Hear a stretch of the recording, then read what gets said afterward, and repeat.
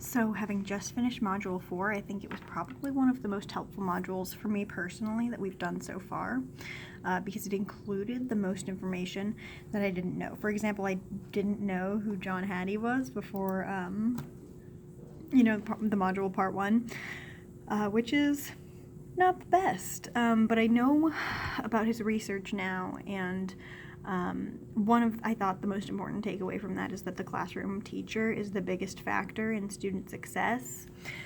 I think there are 2 reasons why that's true. The first is what we talked about in class, how no matter how many students are in a classroom, a good teacher is a good teacher and a bad teacher is a bad teacher, which is why class size doesn't have as much of an effect as the classroom teacher and the quality of them. The other reason why I think the classroom teacher is the biggest factor in student success is probably that effect size is a tool for the classroom teacher to manipulate.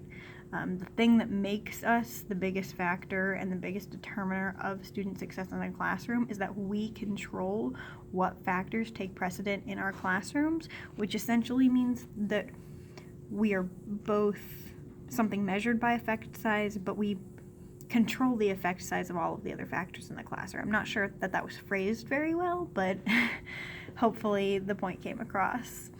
The other part that I liked focusing on was that research is really important to do in the classroom, because that's just not something I thought about until getting into a teacher education program, is how important research is.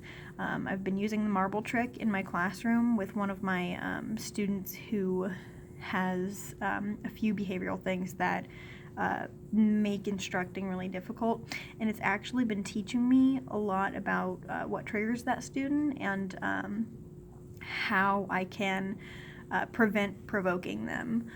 One question that I would have, I guess, is how to do ethical research in the classroom. Because we've had a little bit of an introduction to it, but I'm honestly just not extremely familiar with the procedures and the guidelines. I'm sure that there are guidelines somewhere out there. And finally, so my favorite quote that was in this module was, "All of us, whether we are slow or fast learners, need 3 or 4 exposures to materials before we truly understand it," which is a part of UDL. UDL is something that I've been exposed to before. It's probably the only thing in either of these modules that I've known before.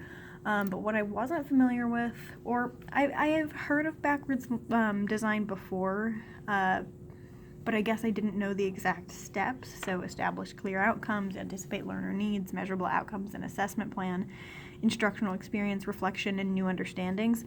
I think taking it step by step instead of viewing it as like a general abstract concept was really helpful for me to be able to use it as a tool in the classroom. So yeah, I thought Module 4 was really helpful.